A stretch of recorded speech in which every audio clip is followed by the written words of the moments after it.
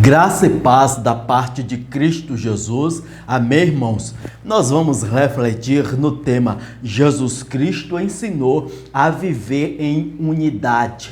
Vamos ler o texto bíblico no Evangelho de João, no capítulo 17, versículos 21 e 23.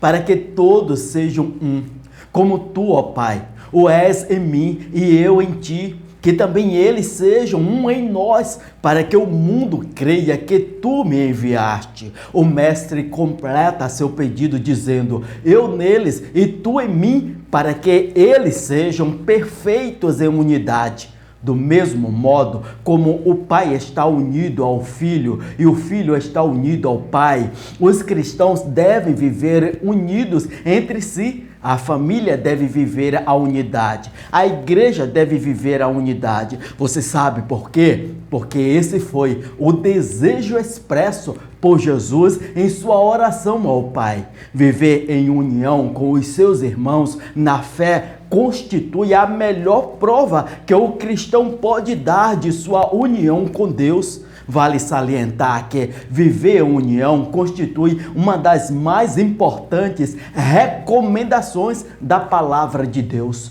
O apóstolo Paulo, por exemplo, escreve aos Coríntios e solicita desses irmãos, em nome de Jesus, que sejam unidos entre si.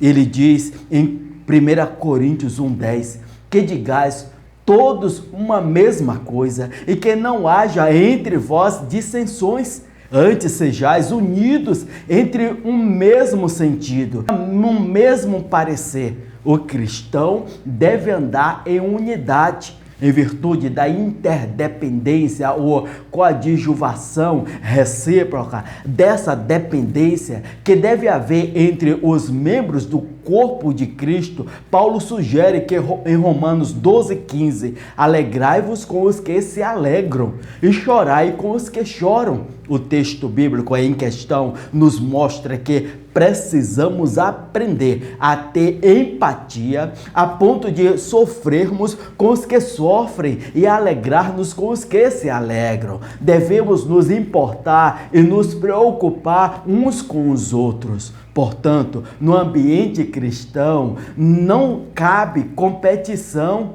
para saber quem é o maior ou o melhor. Somos companheiros e não concorrentes. Paulo, escrevendo aos Efésios, recomendou vida cristã em união, dizendo em Efésios 4:3, façam todo o esforço para conservar ou preservar a unidade do Espírito, como que encontramos no livro de Salmos 133:1, como é bom e agradável quando os irmãos convivem em união. Glórias a Deus, irmãos. O cristão deve manter a unidade.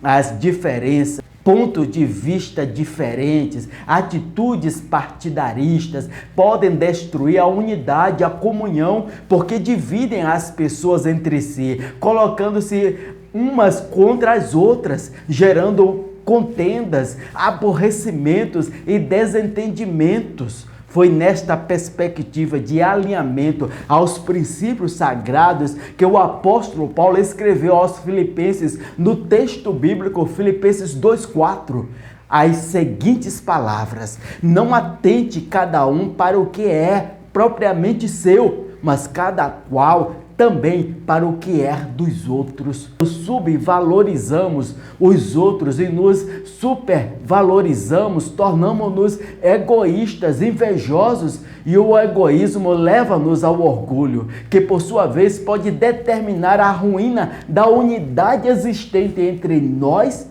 Neste tempo de tanta luta, de tanta dor, de tanto desespero, como é importante a unidade, o compartilhar, o dividir, o ajudar. Essas atitudes fortalecem a unidade dos cristãos. Ainda o apóstolo Paulo, em Filipenses 2:5 e 6, nos exorta, de sorte que haja em vós o mesmo sentimento que houve também em Cristo Jesus, que sendo em forma de Deus, não teve por usurpação ser igual a Deus. A unidade entre o cristão deve ser preservada em todos os ambientes em que se encontrarem, na igreja, no trabalho, na família. Você sabia que a unidade cristã não é criada pelos próprios cristãos, mas é produzida pelo poder do Espírito Santo de Deus, como aqui encontramos em Efésios capítulo 4, verso 3. Façam todo o esforço para conservar a unidade do Espírito pelo vínculo da paz. Glórias a Deus, irmãos. Portanto, é nosso dever perseverar como algo indispensável, a boa convivência entre cristãos. Também o apóstolo Pedro, nesta mesma linha de reflexão, nos ensinou no texto bíblico de 1 Pedro 3, 9 e também o 10. Não retribuam mal com mal, nem insulto com insulto. Pelo contrário, bendigam, pois para isso vocês foram chamados para receberem bênção por herança. Pois quem quiser amar a vida e viver dias felizes, guarde a sua língua do mal e os seus lábios da falsidade. Para ilustrar, imagine que você esteja com forte dor na cabeça. Você precisa tomar um analgésico. Então, as suas mãos, que não tem nada a ver com a sua dor de cabeça, se envolverão, levando o remédio até a boca, o que lhe produzirá o alívio. Isso quer dizer que um membro sofre pelo outro e trabalha em benefício de todo o corpo. Em Romanos 12, 5 e 16. Assim nós, que somos muitos, somos um só corpo em Cristo, mas individualmente somos membros uns dos outros. Então tende o mesmo sentimento uns para com os outros. O cristão deve viver a unidade com todos.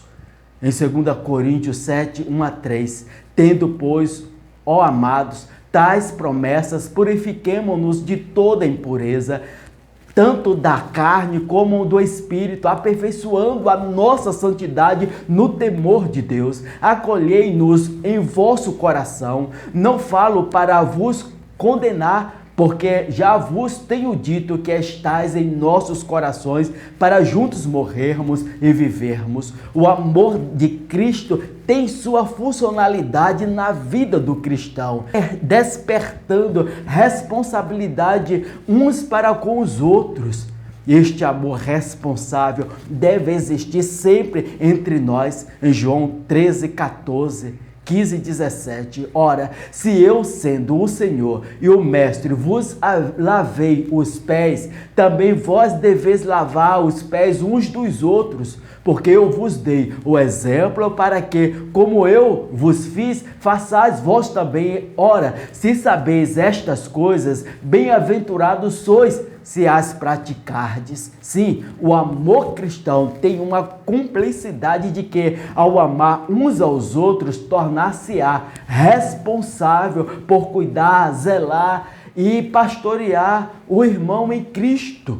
A batalha, a dor, o sofrimento, a fome, o desemprego não será mais algo do outro, mas algo que é individual, que te pertence, porque devemos levar as cargas uns dos outros, como orienta o apóstolo Paulo escrevendo aos Gálatas 6:2. Levai as cargas uns dos outros, e assim cumprireis a lei de Cristo. Como é salutar em tempo como o que estamos vivendo, nos relacionarmos com o mesmo nível de amor responsável um pelos outros. Certamente estaremos protegendo o Cristo que está sendo gerado em nossos irmãos. Sim, Senhor, pela Tua graça e amor, somos tutores de nossos irmãos. Assumimos nossa responsabilidade de proteger e amar uns aos outros. O amor responsável moverá nossos corações para termos a mesma atitude sacerdotal que Cristo teve por seus discípulos. Em João 17:12. Pai, quando eu estava com eles, guardava-os no teu nome que me deste e protegi-os, e nenhum deles se perdeu.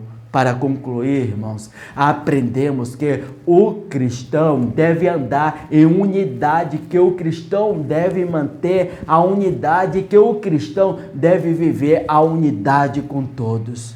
Porque também aprendemos que é muito melhor andar em unidade e bem acompanhado do que andar só. Por isso que disse o sábio Salomão, em Eclesiastes capítulo 4, versículo 9 e o 11. Melhor é serem dois do que um.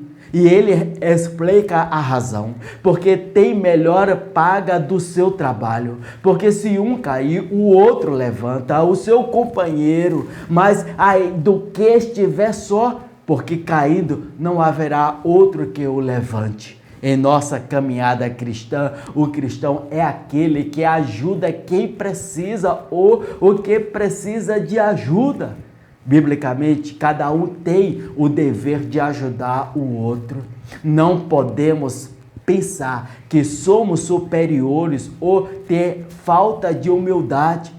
Não se deve julgar-se superior às demais pessoas, chegando a demonstrar isso com gestos, palavras e atitudes. Não é pelo fato de se ter mais tempo de caminhada cristã, por ser financeiramente mais favorecida, por serem intelectualmente mais esclarecidas, por serem socialmente mais bem relacionadas. Jesus declarou que não somos nem maiores e nem melhores do que ninguém. Todos nós somos iguais. O cristão deve ser não só uma pessoa pacífica, mas também um pacificador, promovendo e incentivando a unidade e o bom relacionamento entre os irmãos e entre as pessoas. Em Filipenses, no capítulo 2, versículo 3, nada façais por vanglória, mas por humildade.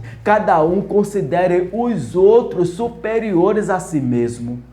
Que o Deus Todo-Poderoso continue a abençoar a minha vida e a tua vida. Amém.